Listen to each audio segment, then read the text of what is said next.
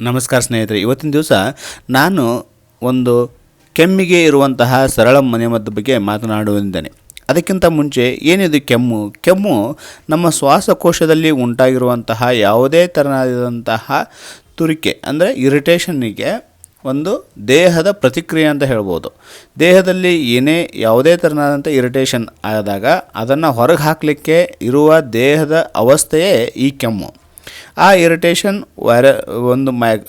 ಸೂಕ್ಷ್ಮ ಜೀವಿಗಳಿಂದ ಆಗಿರಬಹುದು, ಇಲ್ಲಾಂದರೆ ನಾವು ಹೊಗೆ ಸೊಪ್ಪು ಸೇದುವುದರಿಂದ ಅಂದರೆ ಬೀಡಿ ಅಥವಾ ಸಿಗರೇಟನ್ನು ಸೇದುವುದರಿಂದಾಗಿ ಆಗಿರ್ಬೋದು, ಇಲ್ಲ ಅಂತಂದರೆ ಅದು ನಮ್ಮ ಅಟ್ಮಾಸ್ಫಿಯರ್ನಲ್ಲಿ ಇರುವಂತಹ ಅಂದರೆ ನಮ್ಮ ಪರಿಸರದಲ್ಲಿ ಇರುವಂತಹ ವಾಯು ಮಾಲಿನ್ಯದಿಂದ ಆಗಿರ್ಬೋದು, ಅಥವಾ ನಮ್ಮ ಅತಿಯಾದ ಪಿತ್ತದಿಂದ ಆಗಿರ್ಬೋದು, ಅಥವಾ ಮೂಗಿನ ಹಿಂದುಗಡೆ ಬರುವಂಥ ಸ್ರಾವಗಳಿಂದ ಆಗಿರ್ಬೋದು. ಇಂಥ ಸಣ್ಣ ಸಣ್ಣ ಕಾರಣದಿಂದ ಹಿಡ್ಕೊಂಡು ಮಾನಸಿಕ ಕಾರಣದಿಂದನೂ ಸಹಿತ ಕೆಮ್ಮು ಒಂದೊಂದು ಸಾರಿ ಬರಬಹುದು. ಈ ಥರನಾಗಿ ಬಂದಿರುವಂತಹ ಕೆಮ್ಮಿಗೆ ಮನೆಯಲ್ಲಿ ಮಾಡಬಹುದಾಗಿರುವಂತಹ ಒಂದು ಸರಳ ಉಪಾಯ ಬಗ್ಗೆ ಇವತ್ತು ನಾನು ಮಾತನಾಡಲಿದ್ದೇನೆ. ಸ್ನೇಹಿತರೆ, ಇದಕ್ಕೆ ನಮ್ಮ ಉತ್ತರ ಕರ್ನಾಟಕದಲ್ಲಿ ಶುಂಠಿ ಕಷಾಯ ಅಂತ ಹೇಳ್ತೇವೆ ನಾವು.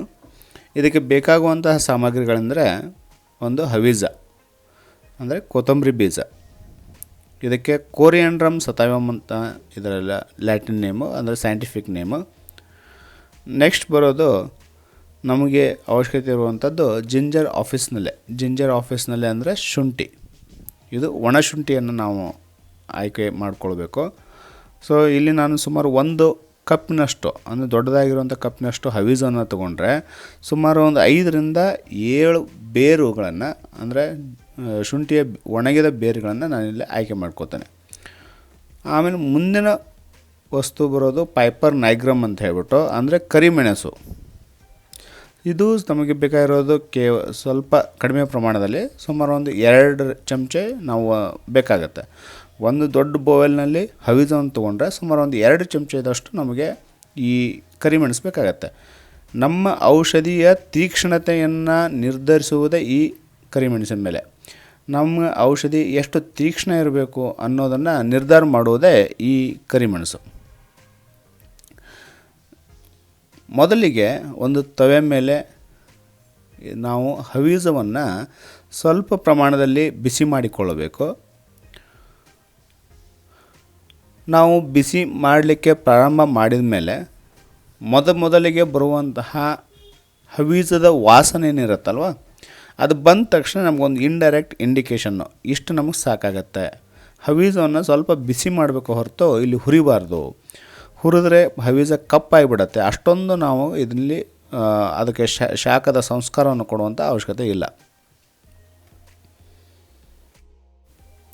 ಅಂದರೆ ಒಟ್ಟಿನಲ್ಲಿ ಹವೀಜ ಹೊತ್ತಬಾರ್ದು.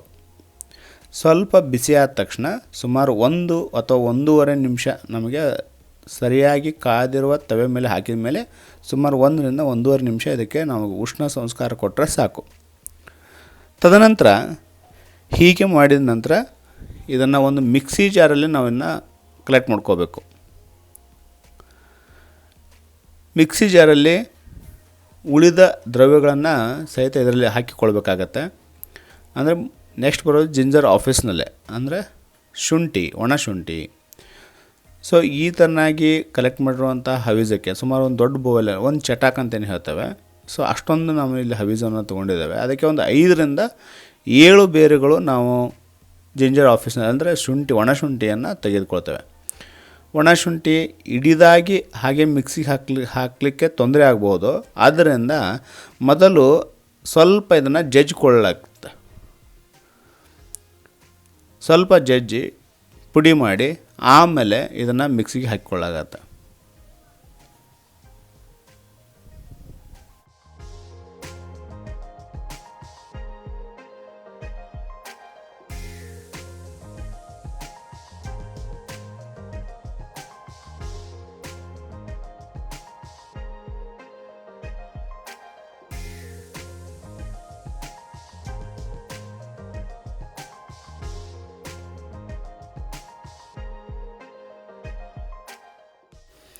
ಸೊ ಈ ದ್ರವ್ಯಕ್ಕೆ ನಮಗೆ ಸುಮಾರು 2 ಚಮಚದಷ್ಟು ಕರಿಮೆಣಸನ್ನು ಹಾಕಿಕೊಂಡು ತದನಂತರ ನಾವು ಇದನ್ನು ಮಿಕ್ಸರ್ ಮಷಿನ್ನಿಂದ ಇದನ್ನು ಸರಿಯಾಗಿ ಪುಡಿ ಮಾಡಿಕೊಳ್ಬೋದು.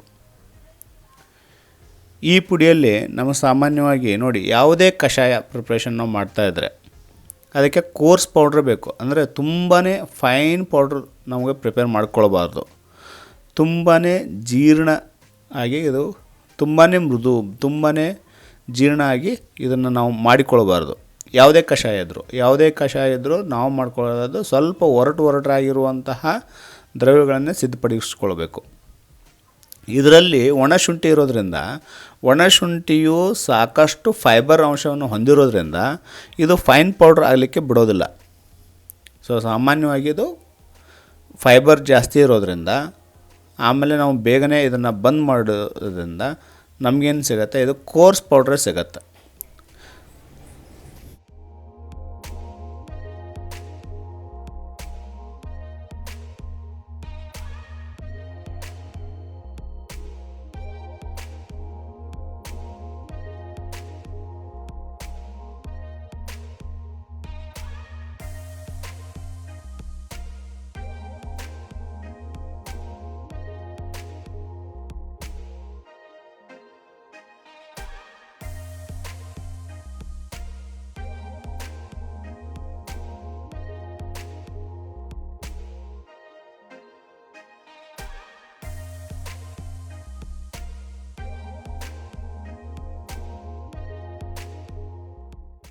ಸ್ನೇಹಿತರೆ, ನಮಗೆ ನಾನು ಮುಂಚೆ ಹೇಳಿರೋ ಹಾಗೆ ಫೈನ್ ಪೌಡ್ರ್ ಅವಶ್ಯಕತೆ ಇಲ್ಲ. ನಮಗೆ ಇಷ್ಟೊಂದು ಕೋರ್ಸ್ ಪೌಡ್ರ್ ಇದ್ದರೆ ಸಾಕು, ಸಾಂದ್ರತೆ ಇದರದ್ದು ಇಷ್ಟಿದ್ದರೆ ಸಾಕು. ಸೊ ಈ ಥರನಾಗಿ ತಯಾರಿಸಿದಂತಹ ಪೌಡ್ರನ್ನ ಒಂದು ಯಾವುದಾದ್ರೂ ಒಂದು ಏರ್ ಟೈಟ್ ವೆಸಲ್ನಲ್ಲಿ ನಾವು ಸಂಗ್ರಹಿಸ್ಬೋದು. ಸೊ ತದನಂತರ ಸುಮಾರು 1 ಕಪ್ ಹಾಲನ್ನ ತೆಗೆದುಕೊಂಡ್ಬಿಟ್ಟು ನಾವು ಮಿಕ್ಕದ ಕಷಾಯವನ್ನು ಹೇಗೆ ತಯಾರಿಸ್ತೇವೋ ಅದೇ ಥರನಾಗಿ ನಮಗೆ ಸ್ವಲ್ಪ ಹಾಲು ಬಿಸಿ ಆದಮೇಲೆ 1 ಕಪ್ ಹಾಲಿಗೆ ಸುಮಾರು 1 ಚಮಚದಷ್ಟು ಪೌಡ್ರನ್ನ ಹಾಕಿಬಿಟ್ಟು ಸರಿಯಾಗಿ ಕುದಿಸಿ, ತದನಂತರ ಇದಕ್ಕೆ ಸುಮಾರು 1 ಅಥವಾ 2 ಚಮಚದಷ್ಟು ಬೆಲ್ಲವನ್ನು ನಾವು ಇದಕ್ಕೆ ಸೇರಿಸಬೇಕು. ಸ್ನೇಹಿತರೆ, ಬೆಲ್ಲವನ್ನು ಸೇರಿಸಿದ ಮೇಲೆ ಇದನ್ನು ಮತ್ತೆ ಉಷ್ಣ ಸಂಸ್ಕಾರಕ್ಕೆ ನಾವು ಒದಗಿಸಬಾರ್ದು. ಸೊ ಬೆಲ್ಲವನ್ನು ಸೇರಿಸಿದ ಮೇಲೆ ಬೆಲ್ಲ ಕರಗಿದ ತಕ್ಷಣವೇ ನಾವು ಇದನ್ನು ತೆಗೆದು ಬಿಡಬೇಕು. ಯಾರಿಗೆ ಬೆಲ್ಲ ಸೇರುವುದಿಲ್ಲವೋ ಅವರು ಸಕ್ಕರೆಯನ್ನು ಸಹಿತ ಉಪಯೋಗ ಮಾಡಬಹುದು. ನಾವು ಎಲ್ಲ ದೃಷ್ಟಿಕೋನದಿಂದಲೂ ಸಕ್ಕರೆಗಿಂತ ಬೆಲ್ಲ ಶ್ರೇಷ್ಠ. ಆದುದರಿಂದ ನನ್ನ ಪ್ರಕಾರ ಬೆಲ್ಲವನ್ನೇ ಉಪಯೋಗಿಸೋದು ಒಳ್ಳೆಯದು.